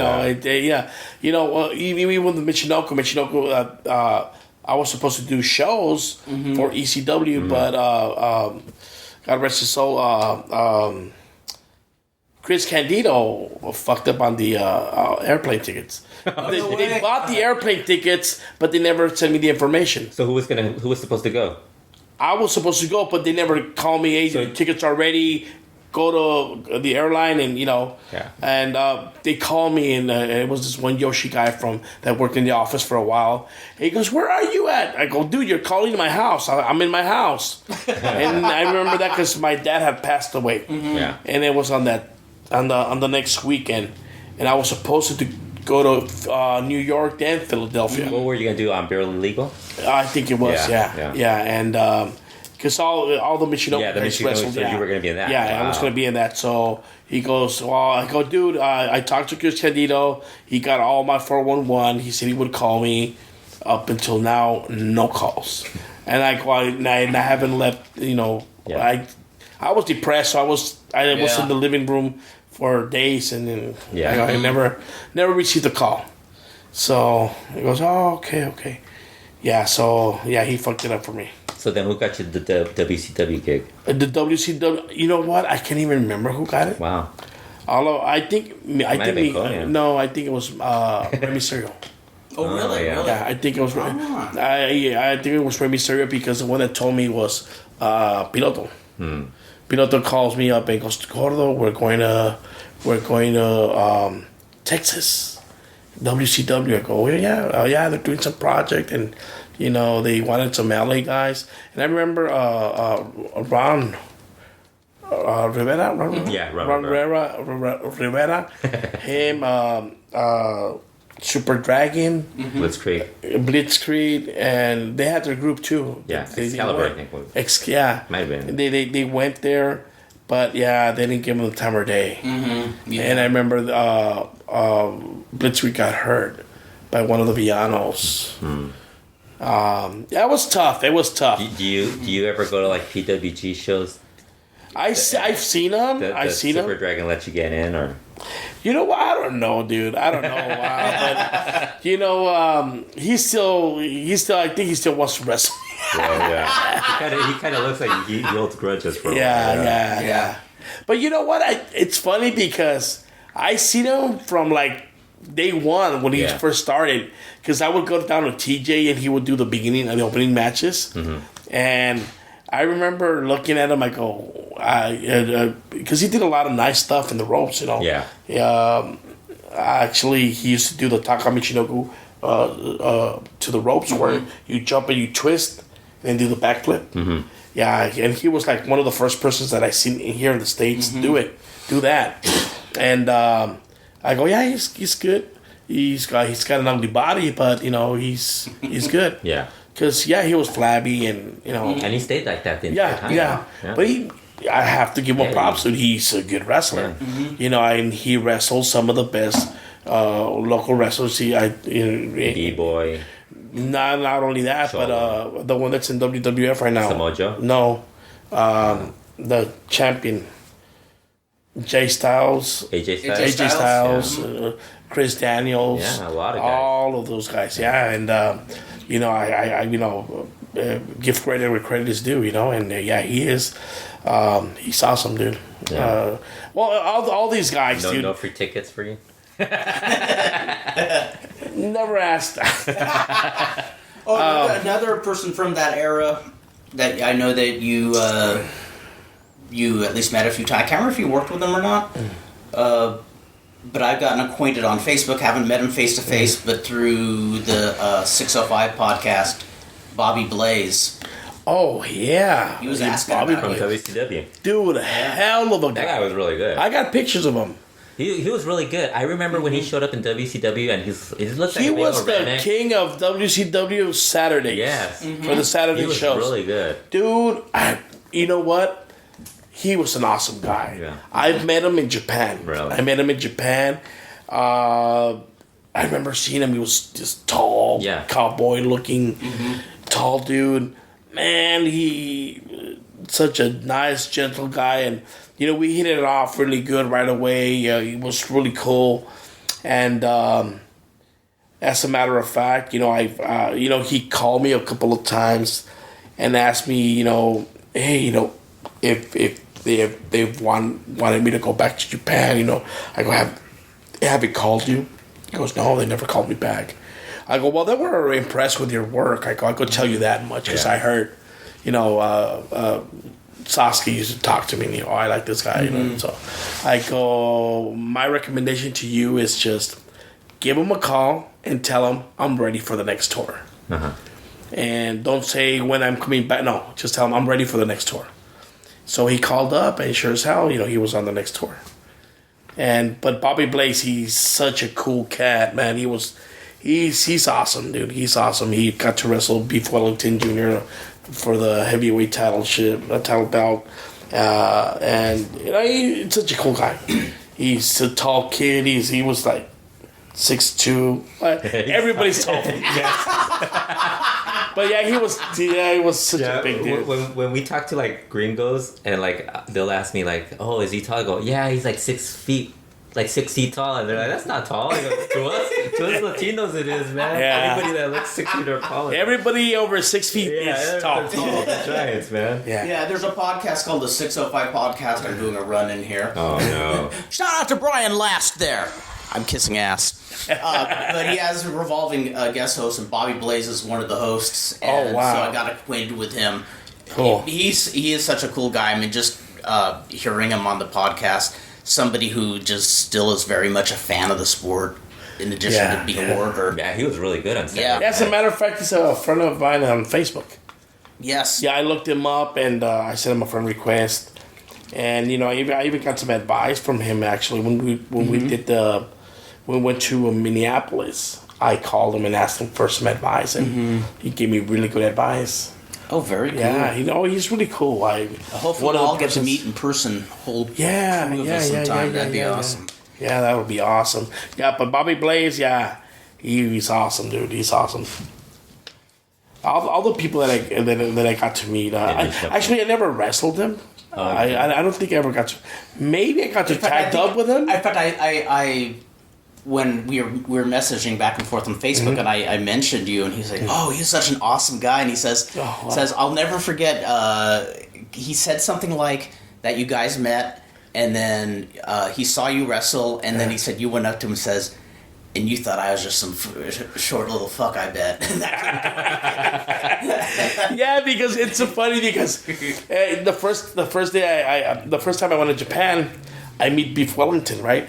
So I'm at the airport. I'm seeing all these big guys. I seen Jinsei, the first guy I seen. He's big, and then I see Willie, and I go, oh my god, these guys are huge, dude. And then I keep meeting all these people, and I was talking to Willie that one first day, and he goes, man, I was really impressed to see you. You're a big dude, and you know a lot. He goes, oh, Superboy, when I first saw you, I thought you were a guy who carried the bags. I go, cabron. Oh man, but he's so that's that's the impression I always gave to people. He's fat, he's short. He's not gonna be a good worker. I had so many stories where I would go to places or even to our local All Nations, and I remember this one guy coming up to me, and it was a whole roll of people. I go, hey, Superboy, we're here to see you. And then I go, you know what the reaction was? The same that I had when I first seen you. Este pinche gordito, ¿qué va a hacer? Fat fuck, what he's gonna do? And man, when I seen you wrestle, dude, you just blew my mind away. So, and everybody here, we're here to see you. And that was, again, really cool. Yeah. Like I said, I have so many stories where I can't even believe it myself. One of the last ones I went to over there to Reseda, and I tell my wife, hey, go in. Just tell me you're with the wrestlers. no, you go in and you get me in. I said, okay, whatever. So I went in there and I tell the lady, and I go, my wife and my kids are gonna go in. And he goes, well, wait a minute, who are you? Oh, I'm a wrestler. I'm in the card. Okay, where's your name on the card? She looked at me. She didn't believe me, right? And I go, well, I'm Superboy. Oh, my God, you're Superboy. When I first saw you, I said, Superboy. But you truly are a Superboy. And she calls her son. My son's a fan. And so we took pictures and everything. But it was so cool. It was so cool, yeah. I had that reaction to a lot of people. Even Mr. Fujiwara. Oh, nice. Wow. Yeah, nice. Mr. Fujiwara, he saw me. He's checking me out. And he tells me to go in the ring with him. So we start grappling, and, and homeboy, he's at his age at that time. He was strong, dude. And he just put me in a knot like that. And then we went at it again. I started using my weight. So I tired him. Wow. And he goes, oh, you're good. You know how to use your weight. Yeah. Good. Very good. And then after he seen me wrestle, he goes, oh, please, we gotta have you back. Wow. Yeah, we gotta have you back. That is awesome. Because that was like after the tour, we did a one show for them. And it was bittersweet tour. The last one. Dude, it was so nice going over there. On the way back, dude, it was like a damn storm. It was like that damn hurricane, dude. I remember the bus just going back and back and forth, dude. People just going, and dude, it was, I don't know if that was a typhoon or something. we were driving right along the sea, and you could. The waves were. Or you like, dude, I thought the end. Dude, at one point I thought we were gonna go into the ocean or something, dude. I'm not kidding, dude. It was terrible, man. It was terrible, dude. But it was so cool going to the Fujiwara family company and meeting all these guys and just wrestling there and doing a show. It was so awesome. I've met so many people, and everybody had just a great impression. I remember wrestling Liger also. Yeah. And he goes, dude, I haven't had so much fun in a long time. We should do this again. And it just wow, whoa. And he's just a playful guy, Yeah. Mm-hmm. He was so cool, and it was awesome, dude. It was awesome. And I was like, again, oh my God, it's Liger. Yeah. One of the first tapes that you gave me, I guess it's when he was beginning, and he does that shooting star, dude. Yes. Oh my God. I go, oh, who the hell is this? And, and then I started following him, right after Tiger's Max downfall. This was the next big thing. Oh, yeah, totally. To rise up from Japan. And, I think he's going to start... He's cutting, really? I think he's retiring that. Yeah, he's doing his last shows.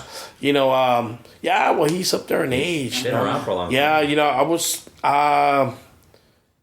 a little bit saddened when I seen him. On some of the last shows. Mm-hmm. Just because, I was expecting him when I wrestled him. He was still, my God. Did you watch from the Long Beach shows? Was he on Long Beach? Remember they did the New Japan right here? What did they do? Yeah, the Long Beach. Yeah, he wrestled. Yeah, he wrestled on. He didn't do much. Yeah, it was him and the CMLL guys. Oh yeah, that's right. Yeah, that was really the first day, right? Yeah, that wasn't good. So they said the second match was the second show. I didn't see it. I didn't see the second. They flaked on that. They said they want to show it, televise it. They showed it the following week. Because I waited and nothing, and then the thrill passed. Yeah, the moment passed. Like 4 hours. Yeah, that's what I tell everybody. Like the guys that I do another podcast with, they're younger, so it's like. But like once you get at a certain age, it's like you're not gonna sit around and watch it. It happens. You're a lot more selective about it. Oh, I remember trying to get tapes of everything when I was younger, just amassing this collection, and now it's like, okay, I have 2 hours to watch wrestling. What am I going to watch? Got to pick one. Well, A lot of guys here in LA, dude, they learned a lot from the tapes that you gave me. Really? Yes, I passed them on, dude. I would watch them, and I Impacto 2000. I gave them some tapes. Oh, wow. Acero Dorado. I gave them some tapes. And I had so many tapes, and it was just awesome. I remember in the early '80s. No, mid 80s. Yeah, mid 80s. Watching the women wrestlers from Japan. Oh, all Japan. Oh my God. Oh yeah. They were awesome, dude. I loved more than anything. I loved giving people All Japan women tapes because almost nobody here saw them, and so they go, "Oh, these girls are kind of cute," and they're like, "Holy shit, they're killing each other!" Yeah. Oh my God. I my friend had cable. We didn't have cable at the time. Yeah. So expensive. Yeah. And I visited him once. I never visited him, and he was always inviting me to his house, and then he told me I have cable. Oh my God! So I go and I start flicking the channels and women wrestling from Japan. Oh shit! I was there every day. Dude, I was literally there every day watching wrestling. That's what, and even you know why they kicked me out? Because I did a front flip and I landed on their coffee table and I broke it. And I broke that and they kicked me out. Yeah. Shit. But it's funny because you like kids nowadays, they get wrestling all over the place online and stuff like that. Oh yeah. But I like when you hear people like from the 80s, they tell you, or the 70s or whenever, you had to go to somebody else's house to watch the wrestling. Yeah. What happened with me was my parents were like in one of those Catholic church meet groups. Oh yes. So they would have they would have meetings at this one family's house right down the street. And they had cable, so I had to go. But I was like, I didn't know they had cable. I was like, so you're there bored, and they're like, oh, we have cable. Turn on the TV. So I turn it on, and what's on? NWA wrestling. Oh my God! Road Warriors on a scaffold against the Oh my God! No way! Yeah, and then like Ric Flair versus so I can't remember who was wrestling. I was like, that's where I started watching that stuff. I was like, because back in the day, you would have to wait every Friday. Or Saturday. To watch the Olympic wrestling. Yeah. From the Grand Olympics. I was lucky. I lived in El Paso, so we were getting Juarez Lucha, Mexico City. Yeah. No, not for us. You guys weren't getting that. Here because I started watching in 1972, and it was so great because 2 90-minute shows, one in Spanish on Wednesday nights live, the other from the TV studio in Channel 13 Saturday night. That was live also. Oh wow! All done live, and. But the cool thing about Southern California is all those UHF stations, every now and then, wrestling from just some godforsaken place would pop up. You'd never know where it was from. But, Argentina wrestling, they'd show a lot. And for a while, Channel 18 showed All Japan Women in the 70s. You know who was one of the referees? Yeah, Wally. No, before in the 70s? Yeah, no. Somebody closer to us than Wally. Who? Gil. Oh, and I can tell you what year that was. That was 1979. Was it really? Yes, because that's the year Gil went to Japan. Mm-hmm. It was either... Was he training him or something? It was either 79 or 1980. Mm-hmm. And I remember Gil making a big deal out of it. Yeah. And he rubbed it in my dad's face. Oh, yeah. He rubbed it in my dad's face. Oh, I'm going to Japan. I'm going to wrestle. And, he came back. I remember he brought this little mini tape recorder with the mini cassettes. Mm-hmm. It was so cool. My dad bought it off for him for my sister. And, he brought back a magazine from Japan. And he's got his picture, but no mask. And then, viejo, ¿no que vas a luchar? He refereed.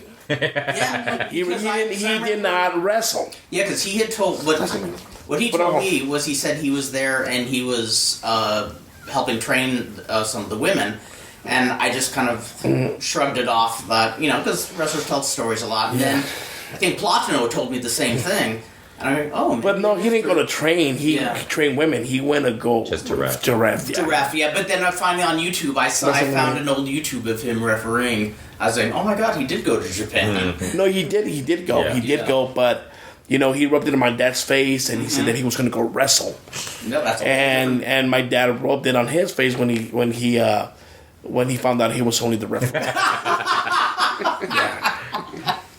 Yeah. That was so great. Oh, Yeah, but the bottom line that he did go to Japan. Yeah. That's for him. That was important. Yeah. No way, and that was an awesome experience. This is 1979, 1980. Yeah. So it was a big deal. Yeah. It was a big deal, and I still remember that. I remember we were at Gil's, and Gil getting ready to do that trip to go to Japan. And I remember when he came back. And from that's that right tour. around the same time when Gustavo helped on the movie All the Marbles. Yes. There was the Mildred Burke connection, Exactly. too. Yes. Yeah. Yeah. Actually, those were the good years. 79, 80. Mm-hmm. Actually, that's when they also had they were barely starting with a Hatco Plaza. Mm-hmm. Everything was just falling. Where the cars were falling where they were supposed to fall. Yeah, no, that's so cool, and I'm so glad you brought that up. And in those years too, I used to flick the channels. If it wasn't channel 2 to 13, that's you would go to the other numbers. The only number you would go to was 34 to Spanish.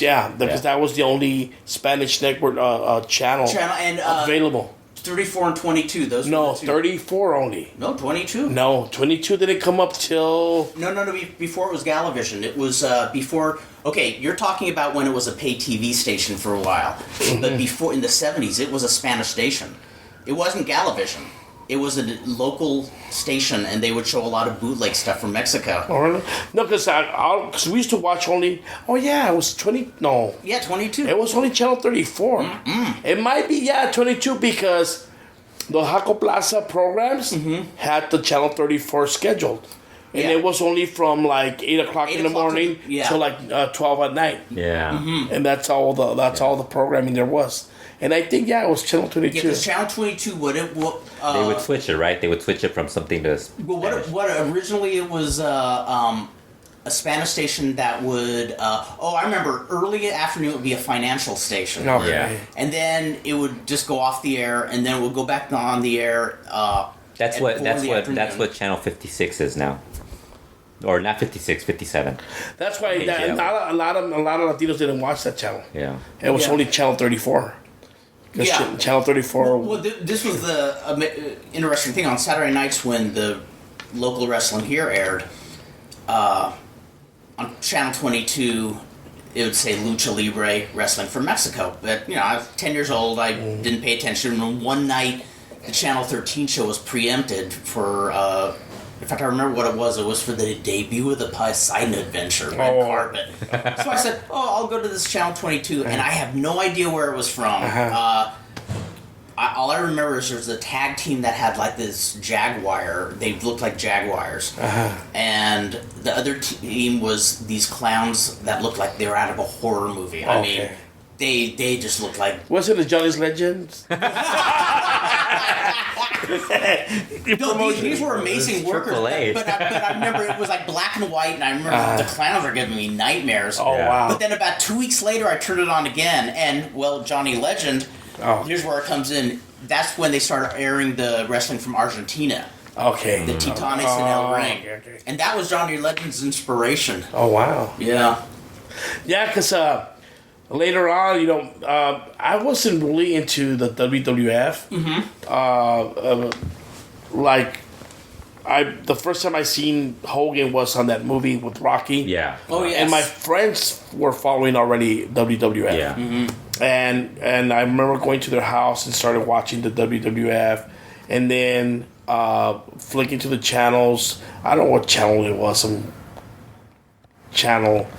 And they were showing, I think it was Smoky Mountain. And I was just surprised. I remember I saw Ric Flair. That was NWA then. And I think it was NWA. Yeah. It was some wrestling. Yeah. Ric Flair and a lot of the WWF guys they were still in WWF. Yeah. And it was crazy just going through the channels because I never went through those channels. Mm-hmm. Yeah. I never, it was like... Yeah, I was a TV nerd. I looked for every channel in the universe. I wanted to see Just to look for wrestling. That's all I did. Yep. Aside from porn? Yeah. You can see a boob! Porn came when we got cable. I know. But in the 80s. Yeah, see, I lived in the dark ages, in the 70s. There was no nudity on television. God damn it. In the 80s, we had to rent videos in the 80s. No, you know what? We're pretty graphic. The Spanish. Yes. The other day, as a matter of fact, I recorded it. Dude. They're totally nude. Yeah. Totally nude. I was like, oh my God. Are we talking the Rossi Mendoza albañiles, los The comedies, right? The comedies. Yeah, the comedies, dude. You never saw the comedies? Oh my God. Yeah, those guys were always like, they always had the women. The one where... Pedro Callejero. No, the one when I was, I think, 13 years old. I'm flipping channels, looking for wrestling. First time ever, I see Iris Chacon, and I had no idea why my knees were trembling, my eyes were rolling in my head, and so let's see. Okay, folks, we're gonna look at something kinky. I might have been racist. I know it's right there. Damn you. Okay. Yeah, it's like all the comics of that era. This is Pedro Callejero, so it's slashed. Violence. I love the porn star mustaches on these guys. Great. But yeah, He was a big time actor though. He died recently. Yeah. Who was that? Valentin Trujillo. Valentin Trujillo. And the reason I recorded this because right after this they show a little documentary on wrestling. Oh, okay. But it's about how the transition was like wrestlers that were actors that became actors, and then actors that became wrestlers. Whoa. And it's a little bit of the story of Huracán Ramírez. Oh, really? Oh, wow. So it's really short. Holy crap, what channel is that they're showing nudity on? It's not even like the... Cine SLR. It's either on whatever cable you have, but it's called Cine. Oh, okay. No, but yeah, it gets more graphic, dude. It does get more graphic. Wow. Not on this particular. Yeah, but I remember that. My parents would get those like... Pero Callejero and as a little kid, you're just like blinking. Oh, wow. Hey, close your eyes. Yeah. Oh, the one. I was like this. I never let my parents look through my Lucha Libre mags because they used to have pictorials of Rossi Mendoza all the time. The Lucha Libre, yes. Lucha Libre. The Lucha, but definitely, yeah. They always had a beautiful, even those, some name ones too. Even watch this. Even though I don't know if you remember. Well, maybe not you, but maybe you. They used to have this magazine not magazine. Yeah, like a magazine newspaper from Mexico, La Alarma. And the centerfold was always like a cross puzzle and had a beautiful woman. Really? Yeah. Was that the one that also had all these photos? Oh, he's looking at me. Oh yeah, I'm opposed. Yeah, these movies are so cool. Was Alarma also the one that had all those gory photos of mutilated bodies? Yes. They actually, they were really. You could see the guys decapitated. Yep. Their body parts lying in the street. You know, I bought it because when El Santo died, the first thing I did is I they had that one picture where he doesn't have the mask. Yeah, and because I went to buy any magazine that had his picture on it, and then Alarma was one of them. I'm like, oh, check it out, and I open it up and I see this whole family shot in their bed, dead in their bed. I'm like, yikes. Yeah, that was the magazine where my dad used to buy it every week because he would do the cross puzzles. And you see all this horrific stuff. And, these guys they got caught with guns robbing the such and such stuff. Yeah. But it's let me show you that other one, the one I'm telling you guys about. But it's... You guys are getting an education you never thought you would experience. So far. He's going to change it on us right now. Not since Benny Hill have I seen something so alluring. Oh my God, I used to love the Benny Hill. Wasn't Benny Hill great? Oh my God, he was the best. That's where you saw it. You know what? The big turnoff was that Benny Hill was married to the old man. Oh, he got married. They were going around, something like that. No. Yes. Myth. No, where's myth? Total myth. Oh my God! They go, yeah, he married the old guy. No. I was what? No, Benny Hill was an odd guy. He was gay? No, he wasn't gay. Oh, okay. No, he a lot of the women he had Yeah. romances with, but he never wanted to get married. I know that one that used to come out a lot. That one blonde with the short hair, real cute. Mm-hmm. He would always do the sketches with him. I think for a while he would get married to her, but Yeah. because he was like the lead girl there. Yeah, when he would go home, he just liked to play bridge with the ladies next door, and he didn't spend hardly any money. El Albañil. Yeah. Vicente Fernandez. You're getting an international education, ladies and gentlemen. Yes, we are. Mexican cinema, We're currently watching. European comedy, Benny Hill, The Last of Vaudeville. Man, we used to gather every night. They used to show around 12. Uh-huh. And just watch the Benny Hill show, dude. I love it. Awesome, dude. And it never got old, even though every show was similar to the last Yeah. one. It never got old. I love those. Superboy is currently searching for nudity. Yes. And, no, I'm not. And we are waiting in anticipation. Yeah. This is the only reason this podcast is extending. Superboy has taken us into the rabbit hole that we enjoy, which is. The only thing I'd make it more complete. Oh, you're looking for the documentary, right? Yeah. Yeah. Okay. If we had yakety sax playing in the Yeah. background. No, and it's funny because, when I was small, they never let me see these movies. Right. And, now they show them every Saturday. Yeah. Or even on weekdays. Yeah, I think they do like that. I said, well, sometimes I'll watch them, I'll record them, I'll see them later. And I barely watched this one the other day. They showed it and I recorded it. I seen it and I recorded it. And oh my goodness. I hope I didn't erase it. Oh, But it's wrestling really actor is one of the best. Wolf Ravinsky's. Oh, yeah, well, he's there. in there, yeah. Frankenstein, the one that used to come Yeah. up with Oh, Taco all the Nathaniel time. Leone, yeah. Yeah. Yes. He lived into his 90s. Yeah. Damn. He looked like he was. Because married. he has, I know. He's got movies with India Maria, with with all the And she just 80s. passed away recently, Yes, didn't she? she She did. did? Yeah. Just like in the last year, I think. That's right. I like how I don't remember anymore. Hey, that's my job, not to Well, you know what it is so many people were dying last year. Remember? 2016 16, sucks yeah, a lot as of people far as were dying. celebrities. It's So many. Not only celebrities, but a lot of wrestlers too. Yeah. Yes. A lot of wrestlers. Okay, want to thank Superboy for doing the podcast this week. Kurt and I always have a great time catching up with him and hope all of you listening enjoyed it. Sorry for going a little off topic, but this tends to happen from time to time. Be sure to check out our Patreon page at patreon.com/LuchaWorld.